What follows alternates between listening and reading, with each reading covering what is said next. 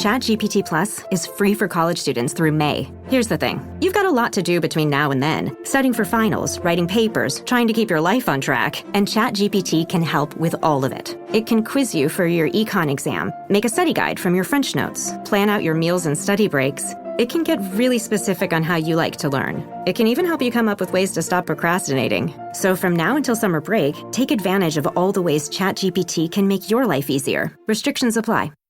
Welcome back. This is The Roger Stone Show on 77 WABC Radio.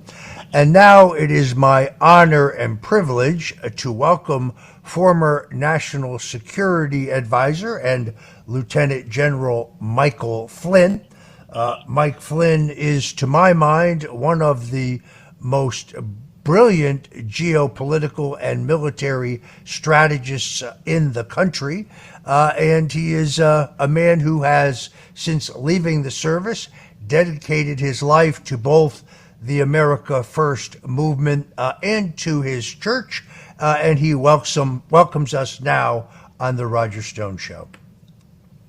Thank you, Roger. Thanks for having me, and to your great WABC radio audience. Your show has been it's a staple part of my weekly existence, and you've had some of the most amazing guests, to include obviously Donald Trump and many other really just special people that have helped expose a lot of truth and brought a lot of things to light. So thank you so much for what you're doing, and for your very dedicated and loyal audience. To all of you, just hang in there with us. And this is where you're going to find, just the pools of information that you're not going to find anywhere else through this great show that Roger has put together. Well, I very much appreciate your joining us. You and I spoke this past Thursday night in what was for me a really almost shocking and revelatory conversation. Mm-hmm. Writing in the Western Journal this past week, you wrote, quote, "Nobody expected the war in Israel except for the enemies of Israel in America. The U.S. must think about this. The West as a whole is still in a state of complacency. We are mired in a losing effort in Ukraine, and Russia has been playing the U.S. like a fiddle. Vladimir Putin and Volodymyr Zelensky know how much debt we are in and how much we spent into losing efforts in the Middle East, that would be Afghanistan and Iraq. Our enemies now dominate both of those countries." General Flynn, tell us about this conflict. Tell us how it happened without the Israeli intelligence seeming to know about it, and well, where are we potentially going from here? Well, so let's just talk a couple of different levels, and I'll talk to them as levels of warfare, Roger. First, I appreciate you mentioning the article in the Western Journal.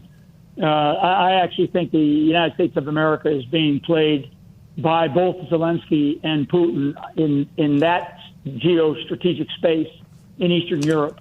We've already poured in over $200 billion plus into that conflict. It's a losing conflict. It's a limited objective war. And frankly, we need to figure out, if we had good leadership in the White House, we need to figure out how to get out of that. In Israel, the tactical situation on the ground is very dynamic. Obviously, it's playing out all over social media. There is a propaganda war going on, as well as a real war, a real shooting war, and there are people that are dying on both sides. I mean, the tactical situation is such where it's very uncertain. I will tell you, even commanders on the ground that are not that far away from the front lines don't have a clear view of what is happening, until you're right there. And typically, what is happening at the tactical situation of warfare, happens so fast and only happens at the soldier level, right? The Israeli soldiers, young men, primarily young men, but young women as well, but primarily young men that are in these infantry frontline units are there. They're ready to sacrifice their lives for the sovereignty of their country in the state of Israel. They were brutally attacked by a barbaric enemy, and that's Hamas. And I mean, all this is sort of known. And there's other enemies on the tactical level. Hezbollah up in the north, in the Lebanese border, and further up in the north, off of the Golan Heights, there's a couple of brigades in Syria.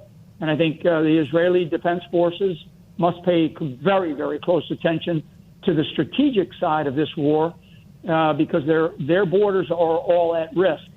This is what happens. So strategically, the initial surprise, I think there's going to have to be a substantial coming to Jesus, so to speak, particularly as we talk about the state of Israel and the city of Jerusalem. There's going to have to be a very serious, forthcoming investigation that's going to have to happen. I actually think that I know that they're doing some of that now because of the strategic surprise that enabled Hamas to have such a penetration of the state of Israel inside of the borders of Israel, as well as some of the other capabilities that they were able to unleash against the state of Israel and against the Israeli Defense Forces in the Southern Zone. I think the Southern Zone commander, whoever, if the Southern Zone commander has not been relieved of duty, should be. That would be me. That would be my recommendation. And find out what orders were given, because there's no way in the world that the Israeli Defense Forces were this unprepared or this unready. I have walked that fence line along the Gaza Strip. I have been at those gates. I've been in those towns. I've been in the bunkers. I've been in the surveillance towers, and I've witnessed their daily activities in terms of reconnaissance or surveillance of their borders of the Gaza Strip. So I know tactically and strategically what Israeli Defense Forces are supposed to do and also capable of doing. I think globally, and this is really the 60,000-foot level for your audience, we have a situation now where we have to be very, very careful. We now, the United States of America, because it has clearly come into our homeland. It is definitely into our homeland. This threat that we face, this global threat of terrorism, and we've always had it. It's always been there. It ebbs and flows.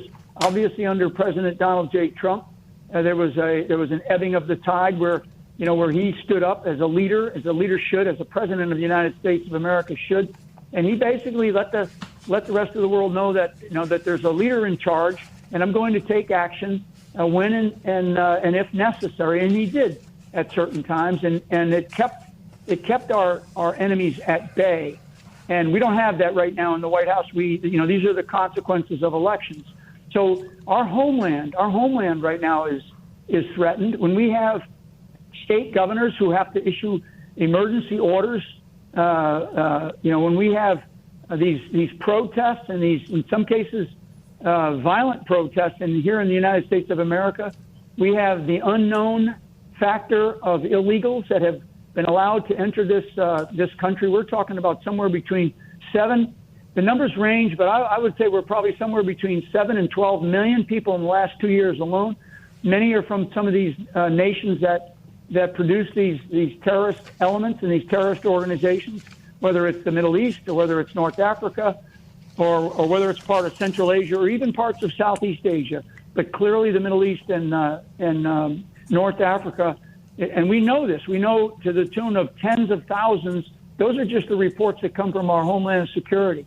So we have a threat inside of this country, America, and to your audience, and it's very real. And it has to be dealt with. It has to be dealt with smart, disciplined leadership, with cool heads, and with a very strategic focus of how to deal with this. I mean, part of me says, every illegal that's here in this country, but this administration, don't hold your breath waiting for this administration to do this, but every illegal that we have has to be rounded up and sent back home. I mean, we cannot continue to have this incredible level of potential, violence that could occur in this country, and we've already seen bits and pieces of it. I mean, the Antifa is just like the jihad that they call the jihad. To take this overseas briefly, Roger, I understand that the nation of France had to declare a state of emergency. And they're not declaring a state of emergency because of, the French people. They're declaring a state of emergency because the French allowed so much of this illegal immigration into their country for the last 10 years. Now, I will tell you, there's a lot of blame to throw around. There's a lot of people, a lot of administrations, that both sides of the political aisle that you know so well and you speak so eloquently about. But we have a global problem right now. Israel, as I sit here today talking to you and your great audience, Israel today is at the center of it. This is not one of those wars like the 67 or the 73 war that Israel went through where it's going to be over in a couple of days or a couple of weeks. This is going to have this is going to be a lasting war. And it's going to permeate out into the other parts of the world. It already has clearly around the world in some of the things that I already mentioned. So I think what we if I could sprinkle fairy dust on the United States of America, I would sprinkle fairy dust and have great global smart strategic leadership put back in charge of this country. But we don't, and I can't. And I wish that I could, but we must. So now we must put demands on those that we can. So for the American people, because this is really what it comes down to, I really want the American people to support, those critical allies. This only democratic nation in this cesspool that is out there in the Middle East at times. And I know this. I've spent many years. I know many of these people in these that are leaders in some of these countries. This is not about them. This is about what they have allowed to do. And one other point that I'll make, and it has to do with Palestine, right? Why is it that the Israelis have to worry about Palestine? What is the rest of the Arab world doing about Palestine?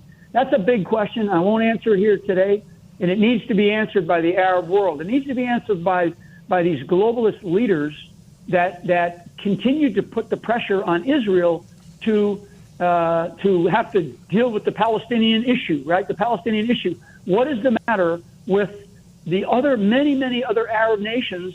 What is the matter with them, dealing with the Palestinian issue? Why aren't they taking them in? Why aren't they allowing states to be formed or bastions of Palestinians to be formed in their own countries instead of making this about Israel? I'll tell you the short answer is because they use it to further their intent, which is to destroy Israel. As Iran has said, we want to wipe Israel off the face of the earth. So there's so much at risk here, so much at stake. We can recover from all of this, if we pray and we pray that we have a fair election. We have some elections coming up next month for some really critical governors. We definitely have a very, very, I say everybody's always said the presidential elections are the most important. This is a historic presidential election coming up in 2024 for President Donald J. Trump. It is the most important in the history of our country, bar none, since George Washington decided not to be king and, in fact, took on the role of presidency. That's how important this is. This is it, folks. So we're here at the Reawaken America event in Miami. This is our 22nd city that we've been in. And what we're standing up telling everybody here and those that are online, we have about over 500,000 people online right now where I'm at. And we're telling people they have to get involved. I use the phrase local action has a national impact, and it does, but you have to decide to get off the couch, get out of the chair, take what it is that I'm saying and go figure out in your own communities how you're going to get involved in your communities, in your churches, in your families, in your counties, in your city councils, your school boards. That's how we take this country back. We have to take it back one county at a time, so to speak. Local action does have a national impact, and this country remains the strongest country on the planet because we have in our DNA, we have this fiber called freedom, and we will not relent. We will not give up that freedom. Believe me, we will not give it up. So, Roger, thank you so much for giving me this moment to go through that diatribe. I'll stand by for any other questions you have. Parents of tweens, if you're familiar with far-off drop-offs... Dad, stop, right here. Or get DMs about what's for dinner, you may be experiencing tween milestones. For your son or daughter, these can start at age 9. HPV vaccination, a type of cancer prevention against certain HPV-related cancers, can start then too. For most, HPV clears on its own. But for those who don't clear the virus, it can cause certain cancers later in life. Embrace this phase. Help protect them in the next. Ask their doctor today about HPV vaccination. Brought to you by Merck.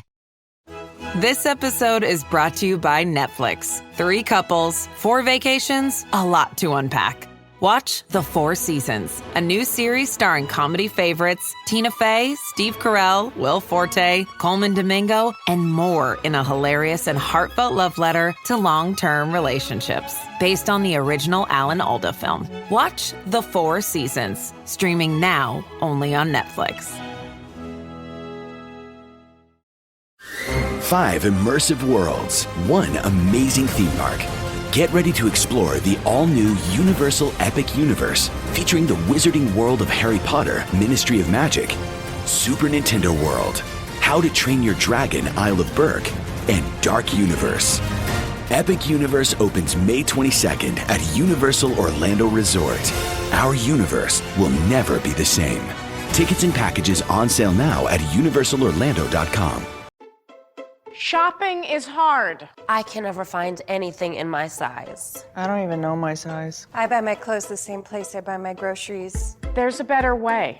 Make it easy with Stitch Fix. Just share your size, style, budget, and done. Your personal stylist sends pieces picked just for you. That was easy. Stitch Fix. Online personal styling for everyone. Free shipping and returns. No subscription required. Get started today at stitchfix.com.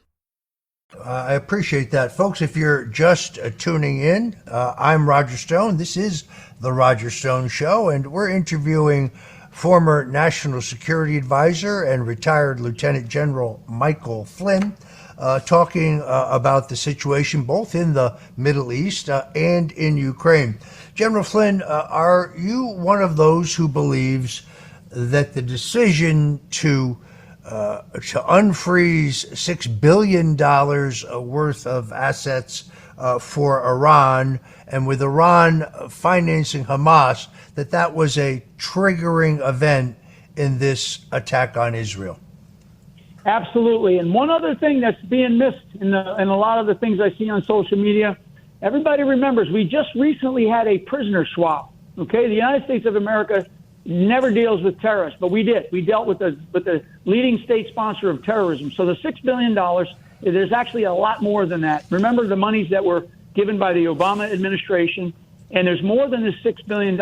It's probably closer to 12 to 15 billion. And I want to throw in this. I want to touch on this prisoner swap that we did, and we got the the lousy end of that deal, right? So that was one of those.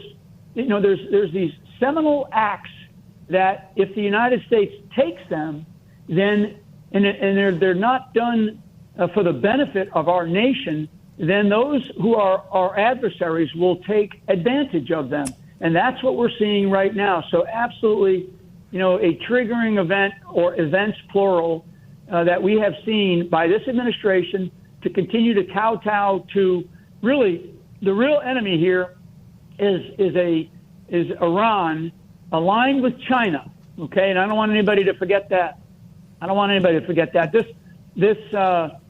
These other actions that we've seen inside of our government, where we have this what amounts to a spy network inside of our Department of Defense.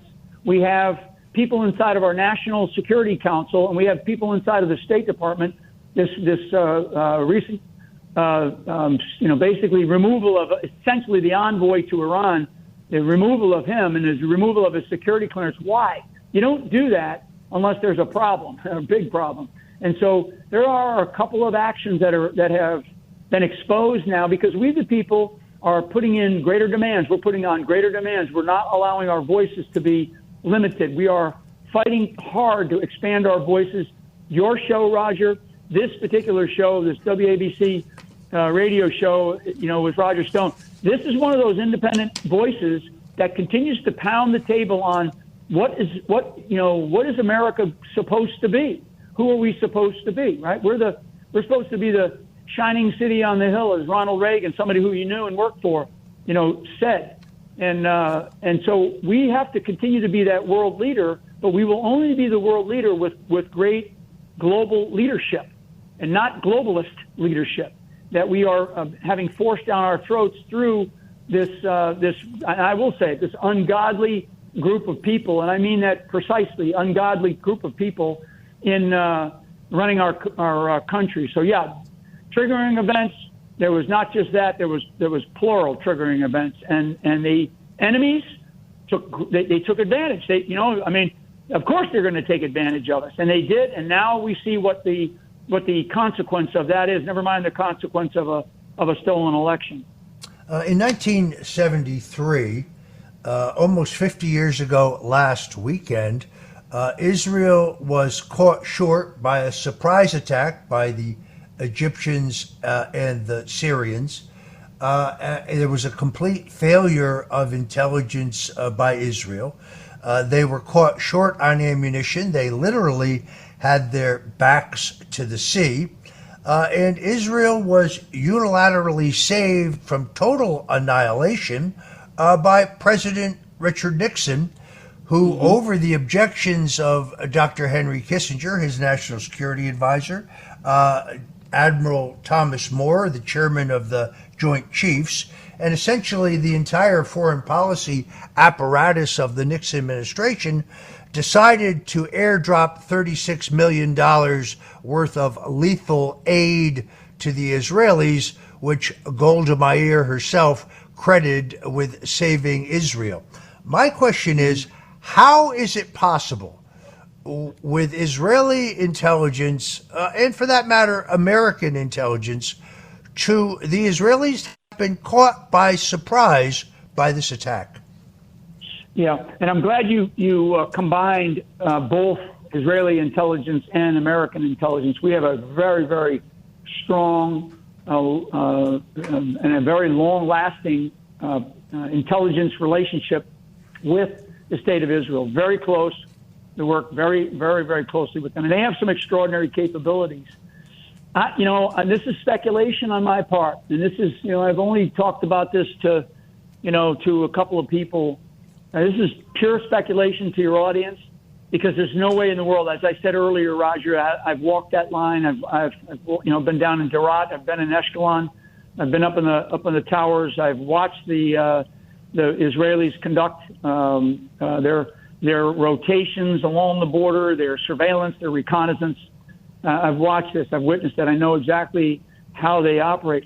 The only way, and this again, I'm speculating here because I don't know this for a fact, but it's the only way that I can figure that this surprise, both tactical and strategic level of surprise, occurred, that there must have been some type of stand-down order given for the period of time from, let's just say, from the day of the attack, let's just say 0400 Israeli time, which is, I think they're plus 5 or 6 hours ahead of us. But let's just say 0400 to about, 08, 0900 hours. There had to have been a stand-down order. If I were Bibi Netanyahu, or if I was the head of the Israeli Defense Forces, I would immediately, even while we're fighting, because the troops on the ground, the subordinate commanders, they know exactly what they need to do. They know how to fight. They know how to conduct the tactics of an engagement and the tactics of the battles that they're involved in. They have the strategic intent of not only Prime Minister Netanyahu, but their chief of the defense forces. I would be looking at I would be looking at answering this question and answering it immediately, because the entire world is asking it. And you know what? If you don't answer it quickly, Israel, if you don't answer it quickly, then there is going to be an even greater perceived weakness of your abilities. And one thing I know about the Israelis is that they are not, they will not come across as weak. They are not weak. That is not a weak society or culture. And they are strong, and they're going to remain strong, and they're going to remain united. But I do think that to overcome this perceived weakness, because it is a perceived weakness right now strategically, that maybe they're not as good as they used to be, so to speak, that I think that there has to be some statements or something that comes out, because there's no way in the world that this happened if the Israelis were doing what they've always been doing for a long, long time, because of the wars that we've talked about, because of the 67 and the 73 war and other wars that they've been involved in, up in the northern border as well, the Northern Zone Command. So they've got to answer this question. So for those that are listening that can, and I have said this, I really, really believe that if there was a stand-down order, somebody gave that. I hope that that's not the case. I pray that that's not the case. But I can't imagine any other thing that would have caused this massive, massive strategic breakdown in the security of the state of Israel that has probably one of the strongest borders, if you will, in all of the places up along the Golani Heights, up along the northern border of Lebanon, and clearly along the Gaza Strip, and also even coming and going into Jordan, which they actually Israelis and the Jordanians have a great relationship, as they do with the Egyptians.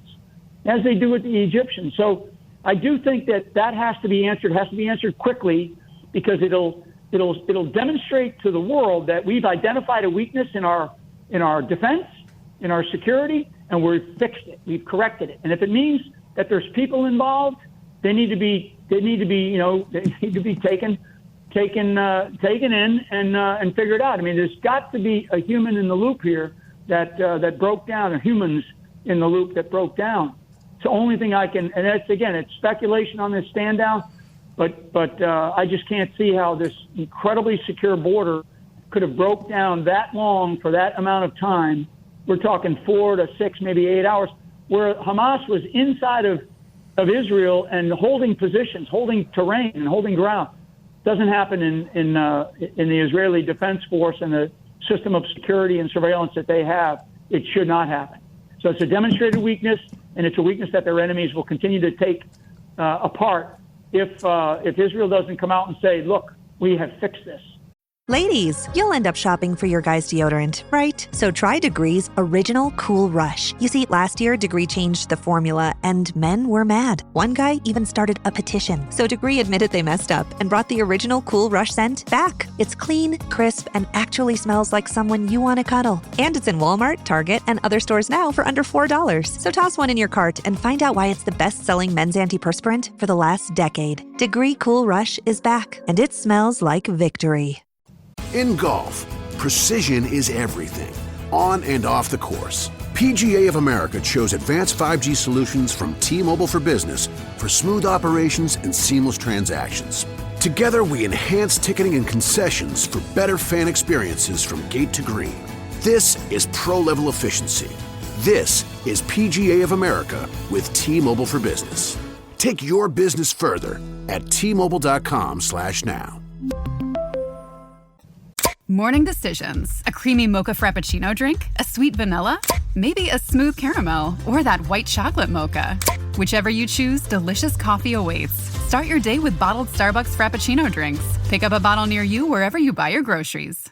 Halliday presents, in the red corner, the undisputed, undefeated Weed Whacker Guy.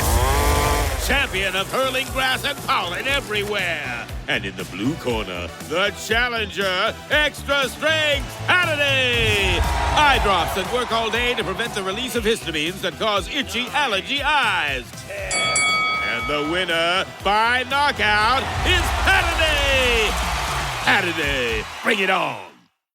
Do you think that this horrific action in Israel was partially triggered by the fact that there was, I think, credible speculation that the Saudis and the Israelis were moving towards a new cooperative peace agreement? Absolutely. And all you have to do is look at some of the statements. So for those that pay real close attention to this, all these strategic geopolitical folks that are pundits on TV or whatever, and others, look at the statements that come out of the various countries.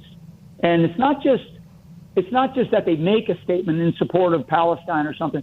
It's read the statement and really look hard at the words that they use, that they choose to use in their statements. And one of the greatest nemesis of against each other in the Middle East is Iran and Saudi Arabia, the Kingdom of Saudi Arabia, and they're at war. They're at war right now, and the Iranians fight that war through the Houthi movement down in Yemen, in the southern part of Saudi Arabia. It's been going on for a long time. The Iranians have provided the Houthi movement down there. They've provided them missiles that can range Israel from Yemen. Why would you put missiles down in Yemen that can range Israel from Yemen, Iran, right? So yeah, I think that these various conditions or criteria, as you're pointing out, these trigger issues or elements, it's criteria that and conditions that occur strategically that we have to pay really close attention to. And these are the things, back to U.S. intelligence, this is my life, especially at the strategic level, where you're dealing with what's called indications and warnings that tell you that some condition geostrategically, geopolitically, tactically have changed on the ground, some part of the world, right? There's some, a new political leader, a new weapon system, a deployment of a naval force from some other, or an air force from some other country, right? There's different conditions that exist. And these are the conditions that, from a U.S. intelligence perspective, there's probably a breakdown there too, because we clearly weren't paying attention to the indicators and warnings for what just happened here in the last week, and that relationship between Kingdom of Saudi Arabia and Iran matters a lot in this in the consequences of what we're about to face here. And you heard me say this last night, Roger, when we were together.